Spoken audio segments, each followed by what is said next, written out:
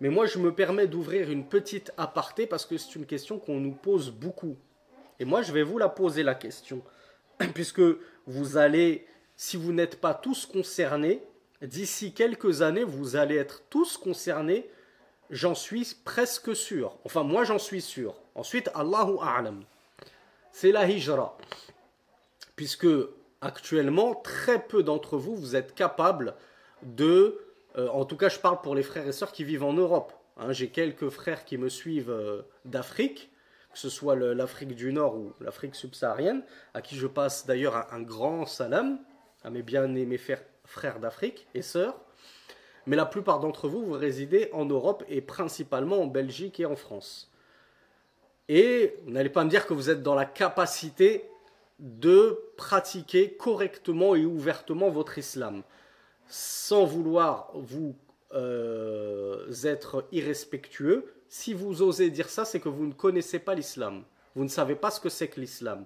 Un musulman, et pire encore, un prêcheur imam qui vous dit en France on peut pratiquer notre islam, il faut savoir s'adapter un peu, bricoler, mais sinon il n'y a aucun souci à pratiquer son islam. Dites-vous que c'est un imam et un prêcheur qui ne connaît pas la religion. Et moi, à votre place, si j'ai prié derrière lui un Jumu'ah, je recommencerai ma prière. Je ne fais pas de takfir, mais je dis par prudence, moi je recommencerai ma prière. Je ne prierai pas derrière une telle personne qui dit qu'on peut pratiquer son islam en France correctement, alors que l'islam, c'est l'exact opposé de la République française. Puisque la République française, c'est le shirk dans ce qu'il y a de pire. C'est l'islamophobie poussée à son paroxysme.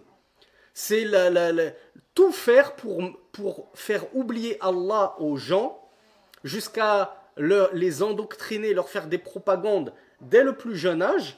Donc celui qui nous dit en France on peut pratiquer l'islam, c'est que soit il ne sait pas, il ne connaît même pas son pays, hein, il croit vivre en France mais on ne parle pas de la même France, soit c'est sa religion qu'il ne connaît pas. Et généralement c'est souvent le deuxième cas de figure. C'est sa religion qu'il ne connaît pas, parce que la France il la connaît. Il sait très bien qu'en France on interdit la majorité des rites, une grande partie des rites de l'islam, ne serait-ce que l'adhan. Tu l'entends toi l'adhan chez toi en France? Non? Et les sons des cloches des églises, tu les entends? Oui? Ah d'accord. Donc nous musulmans, on peut bien pratiquer notre religion en France, c'est ça. Et les chrétiens, non. C'est les chrétiens qui sont bafoués. Donc la personne, peut-être qu'elle prétend être musulmane, alors qu'en fait, elle a confondu avec le christianisme. Ou je ne sais quoi. Quoi qu'il en soit, la question qui vient, est-ce que lorsque je vais être dans une situation de hijra, que je dois faire la hijra, et que mes parents, eux, ne veulent pas me suivre en hijra, et je vais même pousser le bouchon encore plus loin, et non seulement ils ne veulent pas me suivre en hijra, mais en plus ils me disent on a besoin de toi, ne nous abandonne pas. Qu'est-ce que je dois faire dans ce cas de figure, akhi ukhti?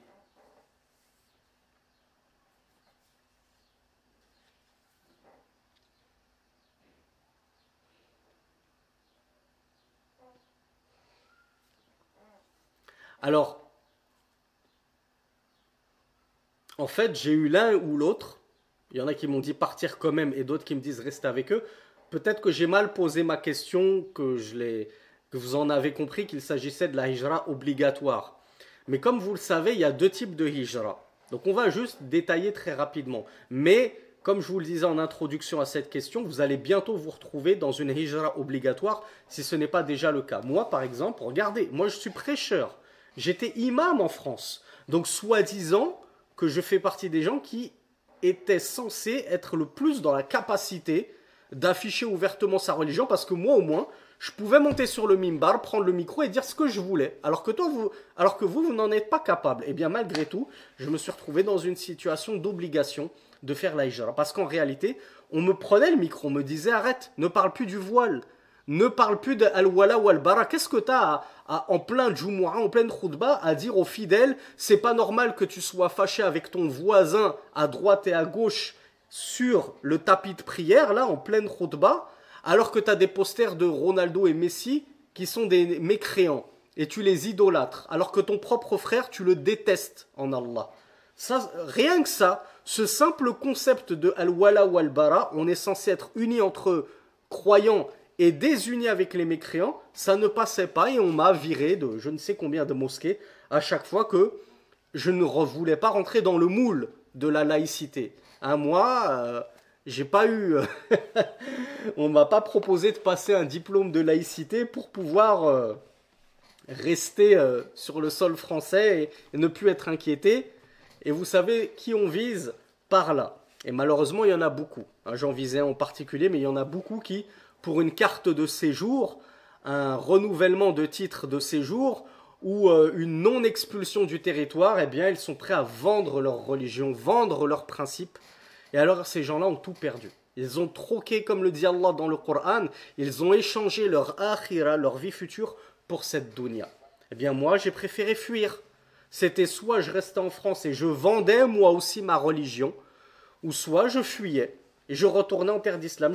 J'ai essayé de revenir en France, de faire un petit peu de da'wah. J'étais naïf, je me suis dit je vais pouvoir faire quelque chose, mais au bout de 6 ans, j'ai vite compris qu'il n'y avait rien à construire en France. Et qu'on ne nous laissait pas construire. On construit des mosquées, on se saigne à blanc, on met 5 millions, on arrive à réunir 5 millions d'euros pour construire une mosquée. Au bout d'un an, elle est déjà fermée par le préfet. Parce qu'il n'y avait pas, comment on appelle ça, d'escalier d'issue de secours, là, ou je sais pas quoi, où il n'y a pas une petite marche pour les chaises roulantes, là, les handicapés. Il n'y a pas de marche, donc non conforme, donc on ferme la mosquée. Ils trouveront toujours la petite bête pour nous fermer nos mosquées, nos instituts, etc., etc. Donc il n'y a rien à construire en France, ni en Belgique, parce que la Belgique est en train de devenir la copie conforme de la France. On est à peu près à 80%. Je sens que ça va bientôt arriver au modèle français. Pareil aussi pour la Suisse. Imaginez-vous que si déjà la da'wa de Tariq Ramadan, un pur ikhwani, ne leur plaît pas, que dire de la da'wa de vérité, de celui qui appellerait vraiment au tawhid et au désaveu du shirk et des mouchriquines. Vous pensez que lui, on le laisserait faire da'wa en Suisse, tranquille, ou au Canada? On a des personnes qui vivent aussi au Canada et qui pensent pouvoir vivre paisiblement leur islam au Canada. On a des gens au Texas qui ont le culot de nous dire on peut pratiquer totalement sa religion au Texas. Ça, c'est le genre de personnes qui on leur dit soit vous ne connaissez pas le Texas, mais comme ça fait 3 ans que vous y êtes, on pense que vous connaissez relativement bien quand même, soit plutôt, et c'est ce qu'on craint pour vous, vous ne connaissez toujours pas l'islam. À votre grand niveau de da'wa, où on n'entend que vous sur TikTok à nous casser les oreilles avec vos vidéos tous les jours, vous prêchez une religion que vous ne connaissez toujours pas. Et le cœur de cette religion, le tawhid, et le concept d'alliance et de désaveu, vous ne le connaissez toujours pas. Puis vous voulez prêcher l'islam. Depuis le Texas, depuis les États-Unis, ce pays qui est le plus grand soutien d'Israël, et qui, sans les États-Unis, il n'y aurait pas autant de morts en Palestine, et il n'y aurait pas eu tous ces printemps arabes.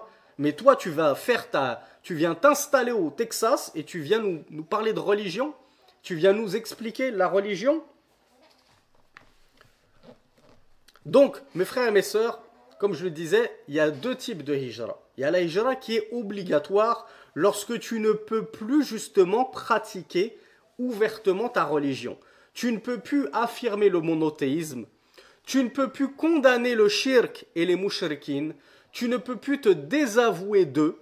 C'est-à-dire que tu fais comme Ibrahim, Rasulullah sallallahu alayhi wa sallam. Le prophète Ibrahim qui a dit à son propre père et à tout son peuple, lui et tous les grands croyants derrière lui, Inna bura'a'u minkum, nous nous innocentons de vous, nous nous désavouons de vous et de ce que vous adorez en dehors d'Allah. Kafarna bikum, nous nous lavons les mains de vous, nous mécroyons en vous et en vos croyances hérétiques.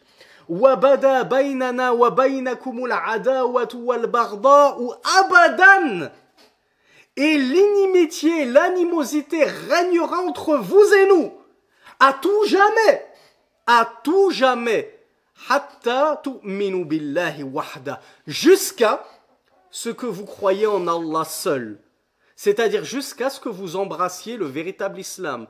Mais si vous restez sur votre polythéisme, votre mécréance, alors à tout jamais il y aura une scission entre vous et nous. C'est ça l'alliance et le désaveu. Je n'ai rien à faire au milieu de vous.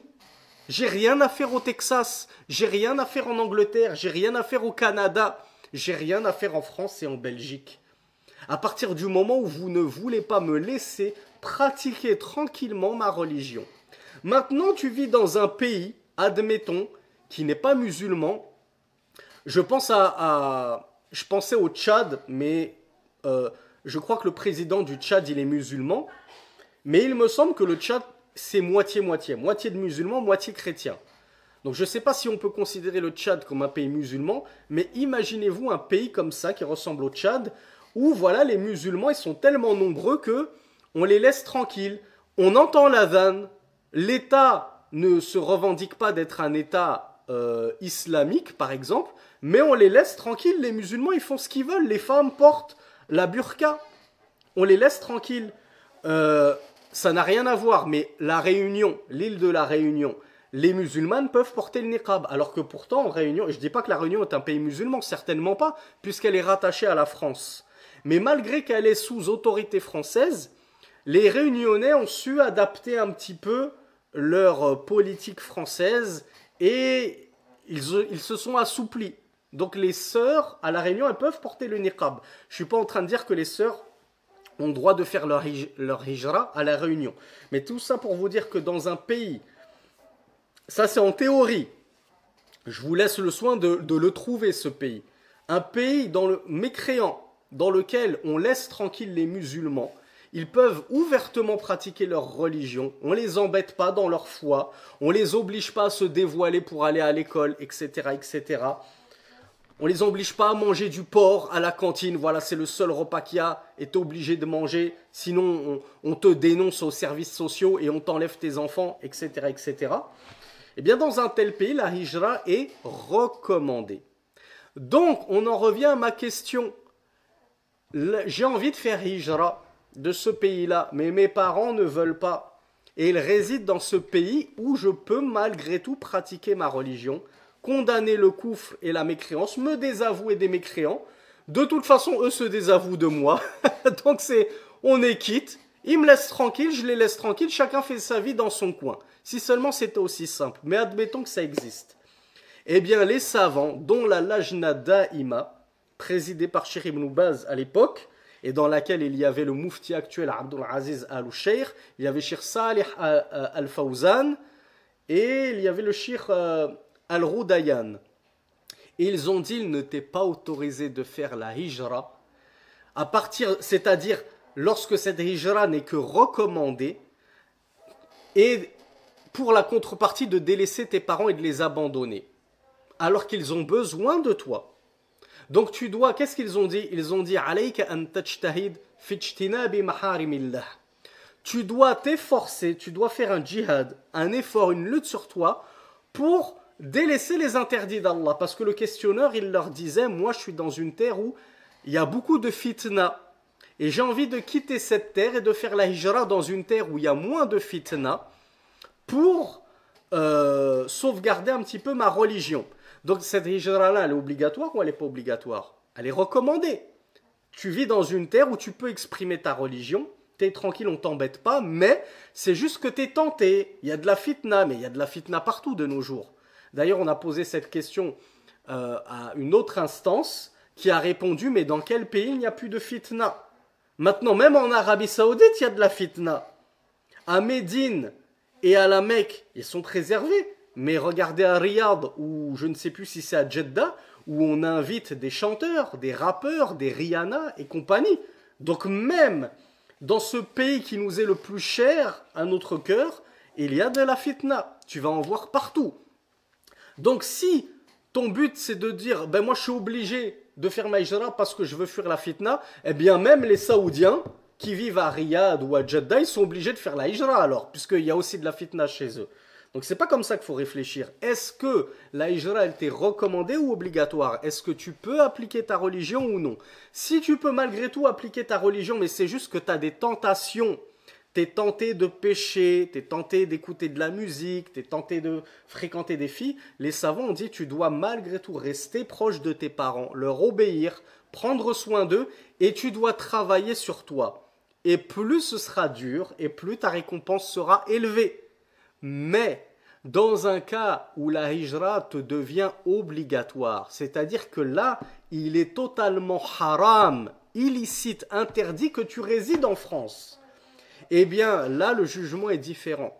Tu dois tout faire pour convaincre tes parents de venir fuir avec toi de ce pays de mécréance dans lequel on étouffe et on ne peut plus pratiquer notre religion pour aller s'installer dans un pays où on respire un peu. Même si ce n'est pas le meilleur des pays. Hein, prenez l'exemple du Maghreb. Le Maghreb, Maroc, Tunisie, Algérie, Égypte, c'est pas les pays où il y a zéro fitna, zéro haram, etc. Mais je peux vous dire que qu'est-ce qu'on respire. Qu'est-ce que ça fait du bien de respirer l'air pur du Maroc, de l'Algérie, de la Tunisie et de l'Égypte quand on a l'air pollué de la France et de la Belgique. Je peux vous dire que vous allez souffler dans votre religion. Vous allez dire, ça fait du bien. Et oui, vous allez voir de la fitna.